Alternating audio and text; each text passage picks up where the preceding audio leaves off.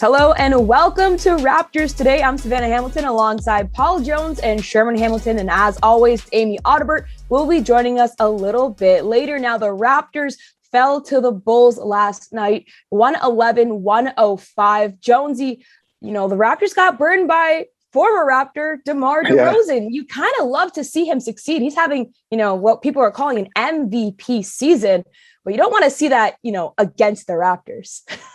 Well, look, it's always personal when you play your former team. And I know it's been out there in the media that, DeMar has buried any kind of grudges or any kind of hatchets that might have been with the organization. But you always like to play well against your former team. You really, really do. And I thought DeMar got off the mat early against Toronto. You look at the scoring and the shooting and what he does so well on the offensive end. He had a lot of points in the paint. In that first quarter, he had 6 points right at the rim. And then he continues in the second quarter too, with a couple more buckets in the paint and the master of the mid-range. He's getting to the free throw line. I mean, overall, he had a very impressive 29, 7, and 7. That's a solid game. And again, I'm going to talk to the assists. Sure, 29 points, but 7 assists, that accounts for at least another 14 points. If any of those are threes, you're talking about a guy who's accounting for 45, 50 points. Again, it's the act of getting other guys involved. And to your point, Savannah, about people saying he's a potential MVP, I think it's about time DeMar got that kind of due. Because there are a lot of people that don't vote for him and say, well, he doesn't do anything in the playoffs. Or, hey, it's not a playoff award. It's a regular season award. And while some guys are putting up tremendous numbers, and I think of Jokic and Embiid lately, there are guys that impact winning in the regular season. Chris Paul, DeMar DeRozan's another one. People didn't like the fit when he signed with Chicago. I don't know if that's going to work. How's it working out now? They are a solid team.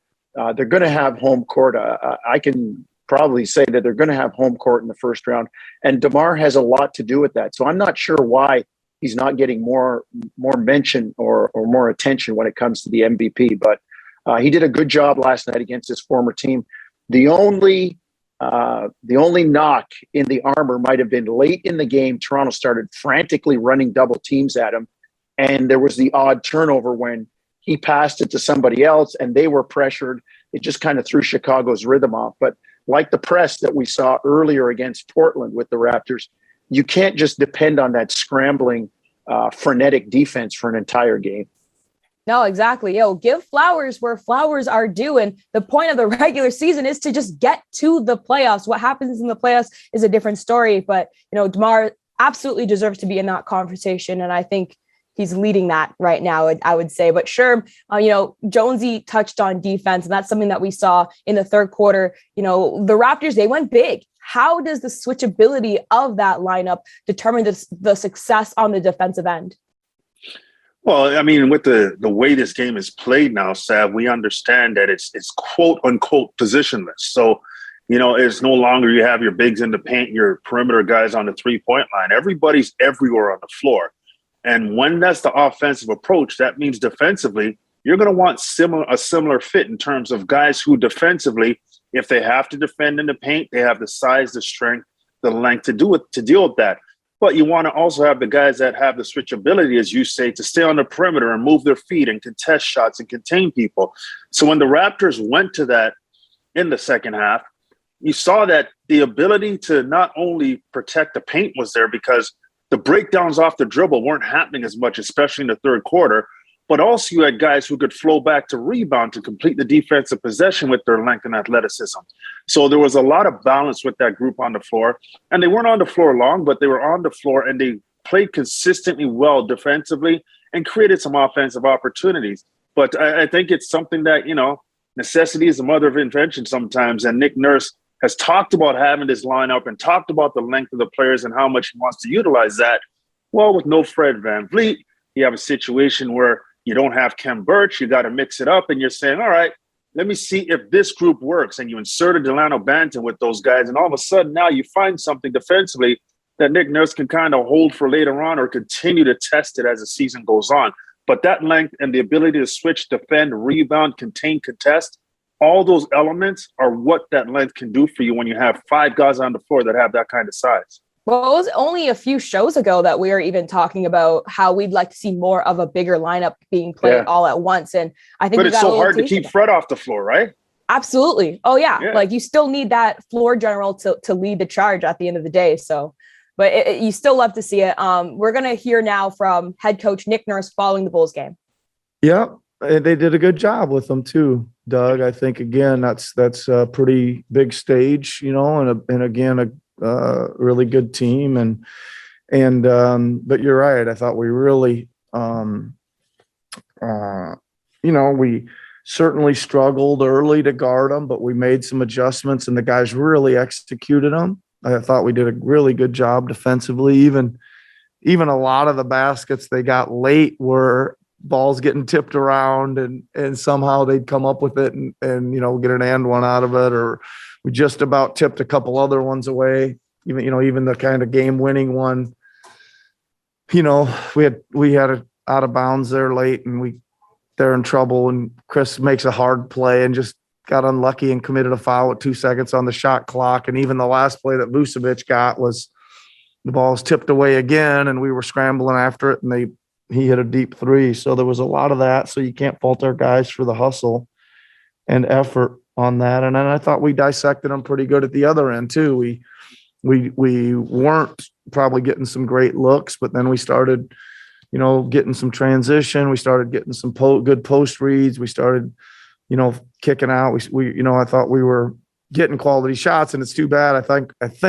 I know we had 2 wide open threes to tie it with about inside a minute and a half. OG had one and Chris had one. I mean, just point blank wide open, and we might have had a third in there somewhere. Actually, I can't remember. Yeah, again, I think we any of our main offensive threats need to be put in multiple scenarios. It's post ups, it's drives, it's pick and rolls, and then the more reps they get, the better they can get at finding the right reads and situations. So I think Pascal, we talked a lot about Pascal doing it lately here. They really game planned hard for him, and I thought he really did a great job early in the game of finding people. And then OG just, he was solid. Scotty's going to get those opportunities. Obviously, Fred is too. Jonesy, the trend for the Raptors at the free throw line is not that great right now. They're shooting 60.7 versus the Bulls. And I mean, I don't know about you, but if my coach saw that our team was shooting 60% from the free throw line, we'd be running on the baseline. Is this something that the team just needs to work on, or is this simply just a slump? I think they need to work on it. Those things, what causes a slump? You miss shots, it gets into your head. I just think it's something that is routine. You have to become familiar with it. I mean, last night, 17 of 28, if I'm not mistaken, 11 misses. You know what? We always say this. I don't need all those 11 made. I don't. Give me 6 of them.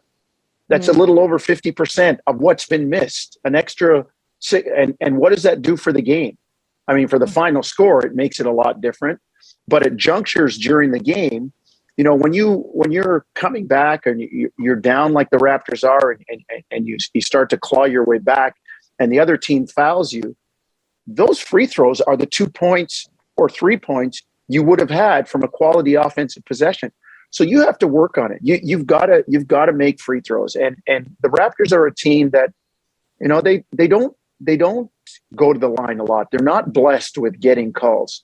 So when you get there, you can't afford to throw anything away. I think it's something you can work on. Just a matter of players giving it a little bit more attention, a little bit more concentration, getting your routine down, and making sure you cash in on those when it happens. And I really think something like that is contagious too. A couple guys start missing, then other guys start missing. Then it goes to slump, or the perceived weakness goes from physical to mental. And now you're trying to talk yourself out of stuff. So pay attention to the detail, get your routine down. I think it's a way for the Raptors to get some easy points, and I think it's something that they do need to work on.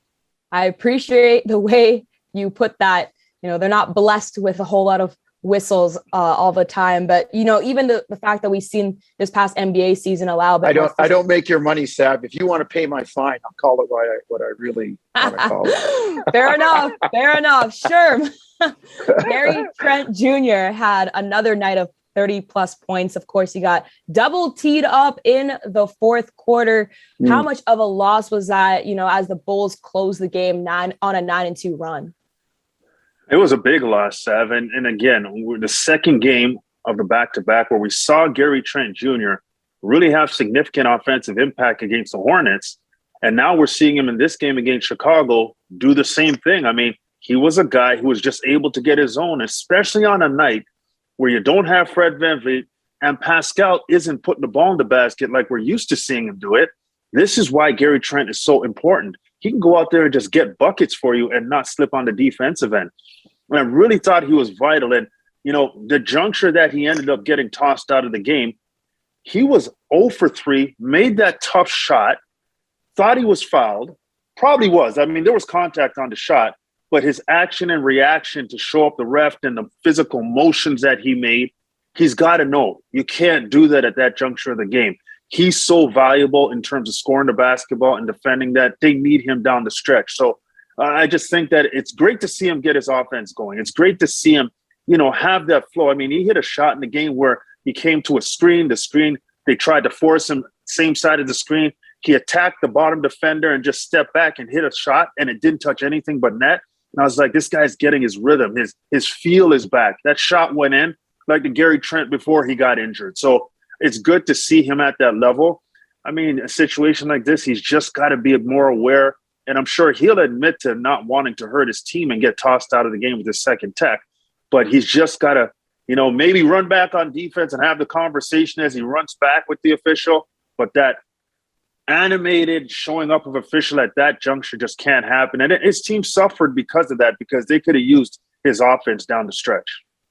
Exactly. And now we're going to hear from the players, Pascal Siakam and Scotty Barnes, following the game. Well, it's really about execution deep down throughout the game because every play is going to matter. Really just trying to just keep locking in, really just trying to execute offensively and defensively, trying to get stops and clutch situations, and then just trying to really put the ball in the hole at the end of the games. I would say it's we need each game that we play, but we just got to move on and just learn from it. Every game is a learning experience, and I'm sure we'll see it in the film of how we could just get better. I would say I'm comfortable out there in those situations. Really, it's just just trying to stay poised, get it to our scores at the end of the game. Whoever's our scorer that game, or our player, Pascal, OG, Gary, when it comes on the line, just try to really get it to those guys, running some actions to just really try to get them open, and so they get a good shot. Those guys are good at creating their own shots. I mean, I think again, there's a positive to it, is that we're gonna keep fighting. Like we're a team that scraps, and we're not gonna lay down. We're gonna keep fighting to the end of the game. And also the other part of it is like, we can't get ourselves in those situations where we're down 17 and we have to fight back all the way and just take that much energy. We got to be focused from the jump. And again, sometimes that will happen against good teams. They play well. And but I think that we got right back out there and we got to continue to fight. I think those games, I mean, the experience having to be in those games, I think it's going to help us. We're now going to head over to Amy Audibert. Thanks so much, Sav. Let's bring in the bench bosses for both the Raptors 905 and, of course, the Toronto Raptors. Patrick Mutombo, who has been at the helm of the 905 now for his second season, served with Nick Nurse on the Toronto Raptors staff for many years. They were both assistant coaches.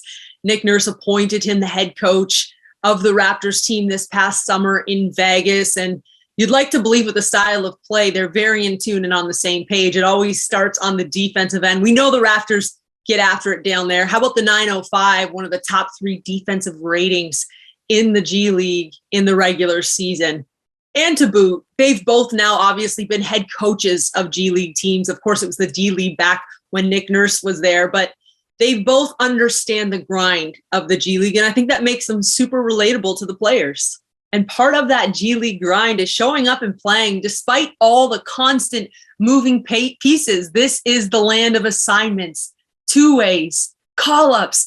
10 days are on the horizon. And so it makes predicting rosters pretty challenging. However, for the 905, they have to be pretty confident in some of their cornerstone pieces they've had this season. That includes, of course, Ashton Hagens, Kevon Harris, Reggie Perry, and you're really seeing Justin Smith come on strong too. So if they remain with the 905 throughout the entire season, when you get to the later stages, these are guys that have understood the system and have some continuity and chemistry moving forward.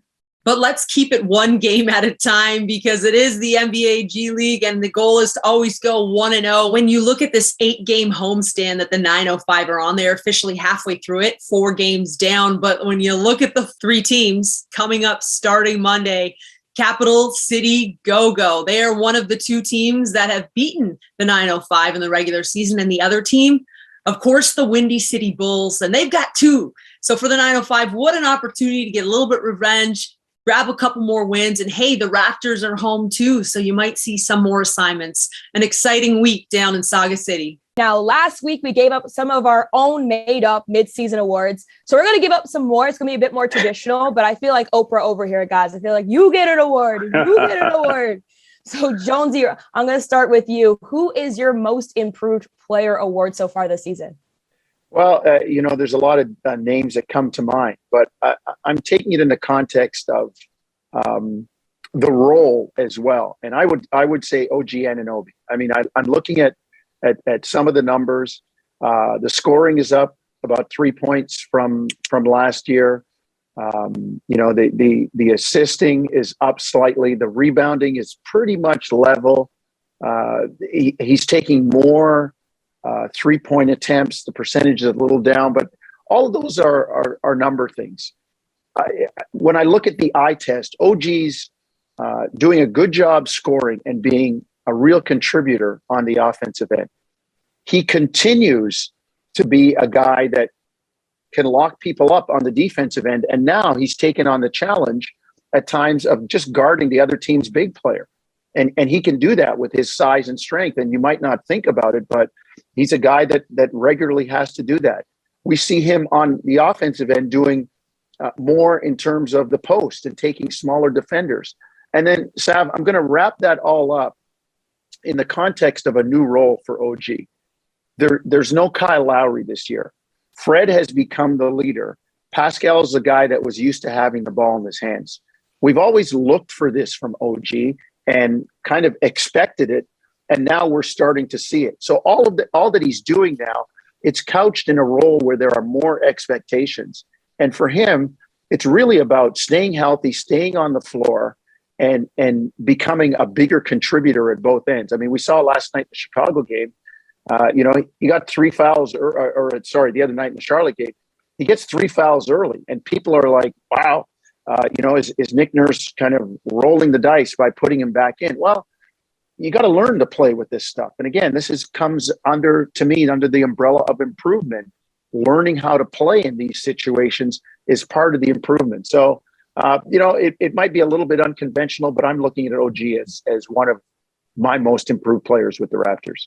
Yeah, he has a few years under his belt. He was out during that 2019 stretch with the appendicitis, recovering from appendicitis. And so, yeah, we're definitely seeing a lot more of him. And I would have to agree, but I actually chose Gary Trent Jr. more so for his defensive side, just leading the league, one of the leaders in deflections, and just how well he's fit into this Raptors culture and just hard work. He came here on that Norm Powell trade. And I was asked a question the other day being like, if you could choose between Norm Powell and Gary Trent Jr., who would you choose? And that pulled my heartstrings. But I had to say at the end of the day, I think I have to choose Gary because he's pretty consistent on offense and he's shown so much growth on defense. And he's still young. Like, he's really young still. He's 22 or something like that. So he has a lot of room to grow still, but I'm happy with what I've seen so far. But Sherm, it is also about defense on this team. I obviously gave it my MIP award to Gary Trent, but on the defensive end, who are you giving your defensive award to? Well, Sav, I've always been a proponent of you have to have a solid defender at the point of attack. And I think when you talk about the Raptors, I'm going to give my defensive award to, Fred VanVleet. He's such a good defender. He's so good on the ball. He's so physically strong. He does a great job in terms of being active with his hands. You talked about Gary Trent in terms of deflections in the league. Fred's up there in the top in terms of being a top player in terms of deflections as well. And, when you talk about Fred's ability to create havoc at the point of attack, blow up a screen and roll with his activity, and just be able to get stops and make sure that that ball is not breaking down your paint, creating rotations, exposing your glass on the backboard. He just does a great job of that. And, his vocal leadership. And, when you talk about, if you want to get deeper into numbers, when you talk about offensive and defensive ratings, defensive rating for Fred is off the chart. Usage is off the chart. He's just a very smart positional. He's one of those guys who understands angles, and he understands, importantly, how to use his hands without fouling. That's a difficult thing. He gets his hands in there, he pops the ball loose, and he doesn't hear a whistle because he knows how to do it. And I just think he's so crafty on that side of the basketball, and it's another form of his leadership. So I'm looking at Fred as the Raptors' defensive player of the year so far. I like that. And we all know that Fred kind of almost carved out his role and earned his stripes on the defensive end when he was even back with the 905. So no surprise there, and also no surprise for me. My defensive player of the year so far is OG, and that goes to his versatility and all the reasons that we already talk about OG for. He's strong, he's switchable, he could really guard his own, and there's almost no player in the league that I'd be anxious if OG was covering. Like, he's just one of those guys that you can just put on and feel okay, even if it's just for a possession or two. If he used to cover like a 7-footer, I'm like, OG could still handle that for a little bit. So I would have to give mine so far to OG, but Fred's definitely up there. Honorable mention for Khem Birch, because his stats don't always show up on the stat sheet, but his presence in the paint truly makes a difference. Now, you could catch the next game that the Raptors are playing against the Miami Heat, January 29th. That's Saturday at 8 p.m. Watch it on TSN. Listen to it on Sportsnet Fan 590. Thank you for watching another episode of Raptors Today from Savanna Hamilton, Paul Jones, Sherman Hamilton, Amy Audibert, Jake, Jody, and Garth. Have a great day.